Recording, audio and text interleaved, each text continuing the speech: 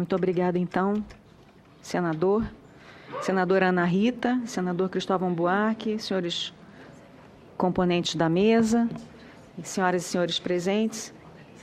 Está funcionando? Tá bom. Não, tá bem. Tá bom. Eu agradeço o convite, senhora senadora, senhor senador, para comparecer a esta sessão da Comissão de Direitos Humanos e Legislação Participativa. Eu vejo a minha presença aqui hoje como uma oportunidade de ouvir, de aprender e também de dialogar com setores do governo e da sociedade sobre um tema que é acompanhado pela Coordenação Geral de Combate aos Ilícitos Transnacionais do Itamaraty, que eu atualmente chefio. Eu penso que, como representante do Ministério das Relações Exteriores, a contribuição que eu poderia dar a esta sessão diz respeito, sobretudo, ao ambiente multilateral, ao panorama atual do debate sobre o problema mundial das drogas nos principais foros multilaterais de que o Brasil participa. Quais são esses foros? Nas Nações Unidas, a Comissão de Entorpecentes do ECOSOC, do Conselho Econômico e Social, na Organização de Estados Americanos, a CICAD, Comissão Interamericana para o Controle do Abuso de Drogas, e na Unasul, o Conselho sobre o Problema Mundial das Drogas. Já isso coloca uma primeira questão, como introdução ao tema. Como se conceitua o problema mundial das drogas, como que essa expressão é entendida no ambiente multilateral. O problema mundial das drogas é, então, entendido como o cultivo, produção, manufatura, venda, demanda, tráfico e distribuição ilícitos de entorpecentes e substâncias psicotrópicas, assim como o desvio de precursores químicos e as atividades criminosas correlatas. E, portanto, o que eu quero dizer com isso? O problema é entendido como uma questão de caráter complexo e dinâmico ao longo do tempo. Muda, Muda tanto no espaço, geograficamente, entre os países, quanto ao longo do tempo, a compreensão do problema. E, por isso, ele exige uma abordagem multidisciplinar. Nas instâncias multilaterais, tem-se procurado aplicar ao problema o chamado enfoque integral e equilibrado, com base científica, pautado pelo respeito aos direitos humanos. Esse é um conceito muito presente nos foros multilaterais, que o problema das drogas tenha essa abordagem pautada nos direitos humanos e também no conceito de responsabilidade compartilhada entre os Estados. Aliás, esse enfoque integral e equilibrado já está plenamente incorporado à política brasileira sobre drogas. Concretamente, em que isso se traduz? Em ações de prevenção, atenção ao usuário, redução da oferta e enfrentamento aos delitos conexos, como, por exemplo, a lavagem de dinheiro. Bom, isso quanto ao enfoque atual. E quanto ao marco, o marco internacional em vigor para o tratamento do problema mundial das drogas. Esse marco é estabelecido pelas 3 convenções das Nações Unidas sobre drogas. Como sabemos, a Convenção Única sobre Entorpecentes, de 1961, emendada pelo Protocolo de 1972. A segunda dessas convenções é a Convenção sobre Substâncias Psicotrópicas, de 71. E, por fim, a Convenção contra o Tráfico Ilícito de Entorpecentes e de Substâncias Psicotrópicas, que é de 1988. Todas elas já incorporadas ao ordenamento jurídico brasileiro. Esse, então, é o marco internacional vigente no âmbito das Nações Unidas para o tratamento do assunto. Um dos aspectos que valeria a pena assinalar é que a Convenção de 1961 reconhece, já no preâmbulo, que o uso médico de drogas narcóticas continua a ser indispensável para o alívio da dor e do sofrimento e que se deve assegurar a disponibilidade de drogas para esses propósitos. E, em linha com esse raciocínio, o artigo 4º da Convenção de 1961 admite a produção, distribuição, importação, exportação, comércio, uso e posse de drogas para fins medicinais e científicos. Devem ser aplicadas, porém, as medidas de controle. Que medidas são essas? São as medidas estabelecidas no próprio texto da Convenção. Então, se admite o uso médico e científico e para pesquisa, desde que aplicadas as medidas de controle que o próprio texto da Convenção estabelece. E ainda na Convenção de 1961, os países signatários reconhecem a competência das Nações Unidas com respeito a esse controle internacional das drogas e concordaram em conferir à Comissão de Entorpecentes, a CND, e também à Junta Internacional de Fiscalização de Entorpecentes, que é a JIF, as funções correspondentes a essas medidas de controle. Então, a Comissão de Entorpecentes, a CND, é a instância mais alta das Nações Unidas para tratar do problema mundial das drogas. Cabe a ela, ou seja, ao conjunto dos países que compõem essa comissão e que se reúnem anualmente em Viena, cabe a ela se manifestar sobre a prevenção do uso, a reabilitação de usuários, sobre oferta, sobre o tráfico das drogas ilícitas. E desde a aprovação da Convenção Única de 1961, cabe à Comissão de Entorpecentes supervisionar a aplicação desse instrumento e depois também cabe a ela, foi atribuída a ela a competência de supervisionar a aplicação das duas convenções que foram aprovadas subsequentemente, como eu mencionei, a Convenção de 1971 e a Convenção de 1988. Nesse trabalho de supervisão, a Comissão de Entorpecentes, conjunto dos países, é auxiliada pela Junta Internacional de Controle de Entorpecentes, que é um órgão executivo independente e que se coordena, no caso do Brasil, com a Anvisa, a Agência Nacional de Vigilância Sanitária, e com o Departamento de Polícia Federal, por intermédio do Itamaraty, por via diplomática. Bem, tomados em seu conjunto, esses três instrumentos, as três convenções, elas não tratam apenas do enfrentamento ao tráfico e dos demais aspectos repressivos. Ao contrário, elas já resguardam também a dimensão de saúde pública, a importância de se assegurar a disponibilidade dessas substâncias para pesquisa e uso medicinal e, ao mesmo tempo, de prevenir o uso abusivo, proporcionar tratamento, educação, reabilitação, reintegração social para as pessoas que assim necessitem.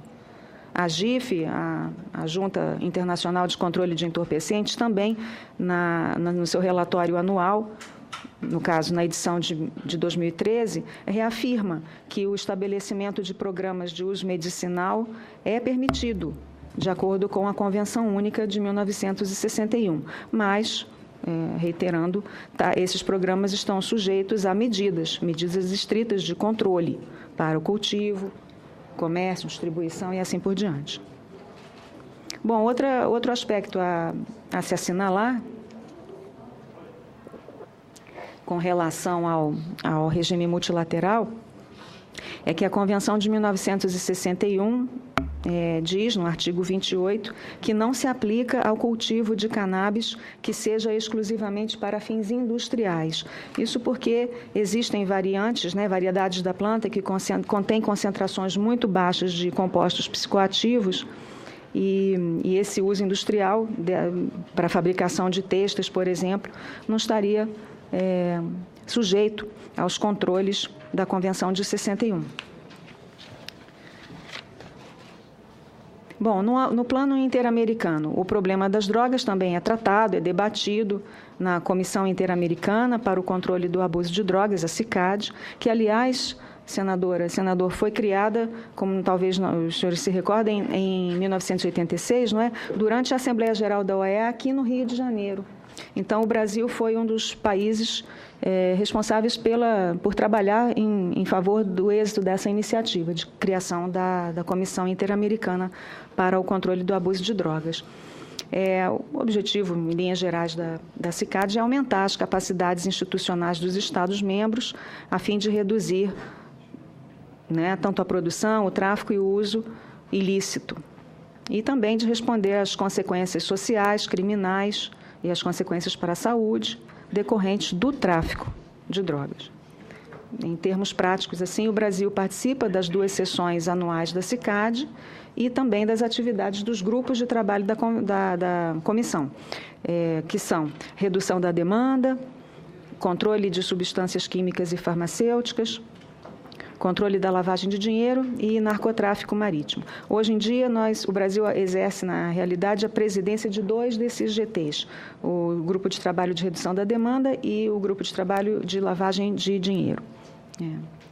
Bom, a partir dos trabalhos da CICAD, foi elaborada um documento da OEA, que é a chamada Estratégia Hemisférica sobre Drogas, e também o seu plano de ação para o período 2011 e 2015. A estratégia e o plano de ação traduzem a visão dos países membros da OEA e as prioridades desses países no seu conjunto. Esses documentos também incorporam aqueles conceitos que estão presentes no Plano das Nações Unidas, que são a abordagem integral e equilibrada, o conceito da responsabilidade compartilhada entre os Estados. Também a estratégia reafirma que o enfrentamento ao problema deve se pautar pela observância do direito internacional e dos direitos humanos, bem como pelo respeito à soberania e o respeito mútuo entre os Estados. Outro aspecto importante da estratégia é a dimensão de gênero. Acho que isso é uma coisa importante a assinalar aqui, juntamente com a questão dos direitos humanos. E nota também a estratégia que o problema das drogas apresenta características particulares em cada país. Então, corresponde aos países procurar o que eles considerarem o equilíbrio adequado entre os aspectos da redução da demanda e da redução da oferta das drogas ilícitas. Os progressos na aplicação da estratégia são avaliados anualmente pelos países na CICAD e, aliás, está prevista para 2015 a revisão do documento da estratégia como um todo, porque é quando se termina esse período de 2010 a 2015 que foi estabelecido para o plano de ação. Muito rapidamente, senador, na Unasul, o Brasil foi um dos países que propuseram e articularam em 2010 a criação desse Conselho Sul-Americano sobre o Problema Mundial das Drogas. A Unasul se estrutura em conselhos, né? Conselho de Defesa, Conselho de Saúde, assim por diante. Então, se criou em 2010 o Conselho sobre o Problema Mundial das Drogas e vem participando, o Brasil, ativamente dos grupos de trabalho, que hoje são 6, naqueles temas que foram identificados como prioritários pelo conjunto de países que compõem a Unasul. Esses grupos de trabalho são redução da demanda, redução da oferta, medidas de controle, lavagem de ativos, desenvolvimento alternativo, ou seja, cultivos alternativos às plantas que podem dar origem a drogas, e fortalecimento institucional e harmonização legislativa, o último grupo de trabalho. E o principal objetivo desses grupos de trabalho, da forma como os países membros da Unasul assim definiram, é favorecer a criação de redes de intercâmbio, de redes de coordenação entre os órgãos governamentais dos vários países. No âmbito interamericano, ocorreram 2 desdobramentos, a meu ver, relevantes. O senhor quer que eu continue? No ano de 2013, 2 desdobramentos relevantes. O primeiro deles foi a conclusão de um estudo elaborado pela OEA sobre os possíveis cenários alternativos à atual política de enfrentamento ao problema das drogas. É um estudo que está disponível online e que talvez seja útil, acho que interessante tanto para os participantes quanto para os ouvintes conhecer o estudo, aqueles que ainda não conhecem. Ele é intitulado Informe sobre o Problema das Drogas nas Américas e buscou realizar uma análise ampla das políticas que os países desenvolvem na região, destacar pontos fortes, pontos fracos na implementação dessas políticas e sugerir novos enfoques no combate ao problema. Então, é um um trabalho interessante e muito recente, desenvolvido no âmbito da OEA. Uma das conclusões centrais contidas nesse informe é que o problema das drogas, embora ele seja visto como um processo hemisférico único, ele tem manifestações distintas e impactos distintos nos países e nas sub-regiões. E, por essa razão, ele requer, por parte dos países membros, um enfoque múltiplo e flexível. Essa é uma das conclusões do estudo. E outra conclusão é a necessidade de se dar uma perspectiva de saúde pública ao enfrentamento do problema. O enfoque, então, registra que, muito embora essa visão de saúde pública já esteja incorporada às políticas nacionais e internacionais sobre drogas, os recursos e programas para implementar essa visão ainda são escassos e limitados. Quanto mais tempo eu tenho, presidente? Posso continuar? Bem, um segundo desdobramento verificado em 2013 foi a escolha do problema das drogas como o tema central da Assembleia Geral da OEA, que foi realizada em junho de 2013 na Guatemala. E, na ocasião, foi aprovada a declaração intitulada Por uma Política Integral frente ao Problema Mundial das Drogas nas Américas, outro documento cuja leitura se recomenda, porque traduz a visão consensuada dos países membros da OEA e por sua atualidade. Esse documento, entre outros aspectos, incentiva a abordagem de novos enfoques com base na evidência científica, encoraja o debate amplo, aberto, com participação da sociedade, reconhece o problema do abuso das drogas como questão de saúde pública e reconhece que as políticas de drogas devem conter essa perspectiva transversal de direitos humanos. Esses são, então, alguns conceitos e perspectivas que norteiam o debate atual sobre o tema no âmbito interamericano. Voltando, então, ao quadro global do debate sobre o problema das drogas, pode-se dizer que a repercussão desse debate hemisférico sobre novos enfoques no âmbito interamericano ainda é limitada. Na própria Assembleia Geral da OEA, no ano passado, várias delegações destacaram a validade dos instrumentos internacionais vigentes sobre o enfrentamento ao problema, incluindo, portanto, as 3 convenções das Nações Unidas e também, no caso aqui dos países que compõem a nossa região, da estratégia hemisférica e o plano de ação. Por sua vez, a CND, Comissão de Entorpecentes, na sua última sessão, em abril de 2014, portanto bem recente, reafirmou o marco legal das 3 convenções e reafirmou também a importância do uso médico e científico. E o Brasil, aliás, foi um dos países que tem defendido que o debate internacional sobre o problema mundial das drogas se realize dentro do marco das 3 convenções. Bom, quanto a próximas etapas, no futuro próximo, esse debate terá 2 marcos importantes, 2 etapas importantes. A primeira vai ser a sessão extraordinária da Assembleia Geral da OEA sobre o problema das drogas nas Américas. Essa Assembleia Geral se realizará em setembro agora, na Guatemala, mas a agenda dessa sessão extraordinária ainda não está definida. E no quadro global, um evento importante, que está em processo de preparação, é a sessão especial da Assembleia Geral das Nações Unidas sobre o problema mundial das drogas, que terá lugar em 2016.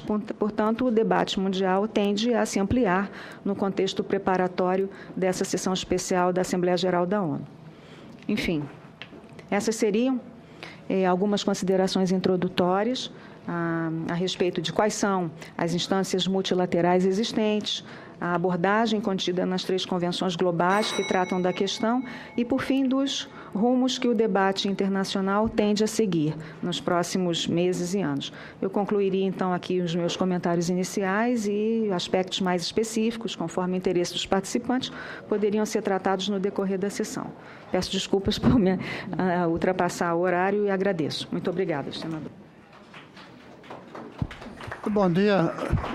Eu quero continuar. E antes de passar a palavra ao Dr. Rafael, eu queria dizer 2 coisas. Chegaram aqui diversas opiniões a favor e contra, mas aqui não é plebiscito. Eu não vou ler quantos são a favor ou contra. A gente está aqui discutindo propostas. Por exemplo, como fazer um mundo sem drogas? Como? Não é se. Como regulamentar?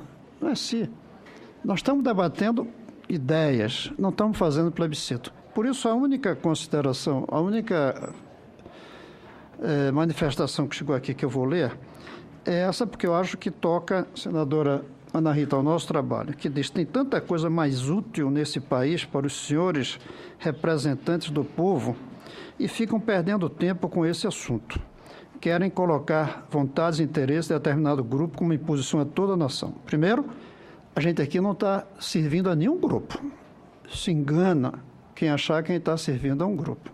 Segundo, essa pessoa está muito enganada se acha que esse não é um tema importante. Se os que são contra a regulamentação ou os que são a favor acham que esse não é um problema, estão muito enganados. Não estão vendo o noticiário, não estão olhando nas ruas a quantidade de gente com crack, cracolândia, a quantidade de famílias que dentro de suas casas tem pessoas que são dependentes. Esse é o problema. E dizer que tem coisa mais importante, claro que tem, como educação e saúde. A droga está corroendo a saúde, está corroendo a educação. Então, por favor, não venha dizer que tem coisa mais importante, não. Esse é tão importante quanto tudo mais. E eu estou aqui, senadora Ana Rita, lhe agradeço quando me indicou. Eu nem sabia que ia ser indicado, porque esse é um tema importante e eu não vou fugir da minha responsabilidade de debatê-lo. Quanto a doutora Márcia, eu queria fazer uma pergunta, porque serviria também para o doutor Rafael. A minha pergunta é, na sua opinião, como representante do Brasil no sistema geral das Nações Unidas para o enfrentamento dos ilícitos, a humanidade, representada pelas Nações Unidas, está perdendo ou ganhando a guerra contra a droga? O que é que a senhora acha?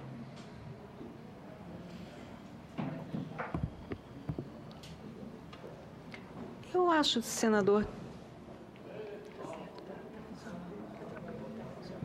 eu acho que muito tem sido feito, senador.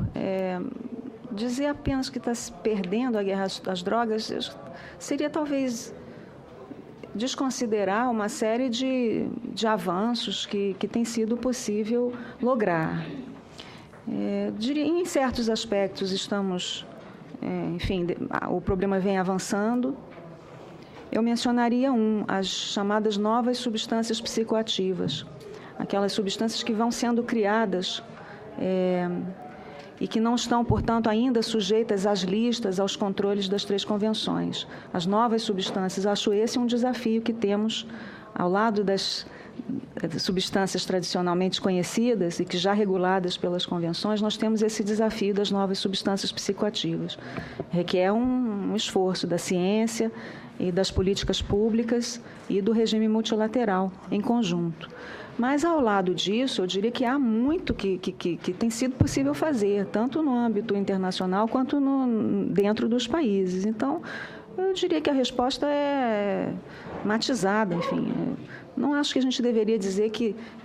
Enfim, acho que a gente deve considerar o muito que já se fez, que já foi possível fazer ao amparo do regime e das estruturas existentes. Deixa eu ser mais explícito. A senhora colocou que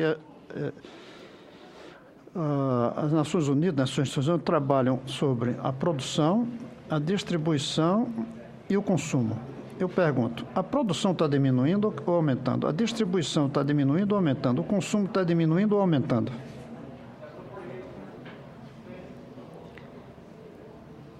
Eu tendo a achar que a tendência é de aumento. É de aumento. E talvez o representante do NOADC, uma vez que o NOADC publica seus relatórios anuais e avalia essas tendências nos países, todos que ele cobre, anualmente, talvez o NOADC pudesse complementar e, eventualmente, corrigir essa minha percepção a partir da avaliação anual que o Escritório das Nações Unidas realiza. Realmente, eu acho que é por isso que eu fiz antes, para que sirva como uma pergunta já para o senhor Rafael Franzini Batlo, a quem eu passo a palavra.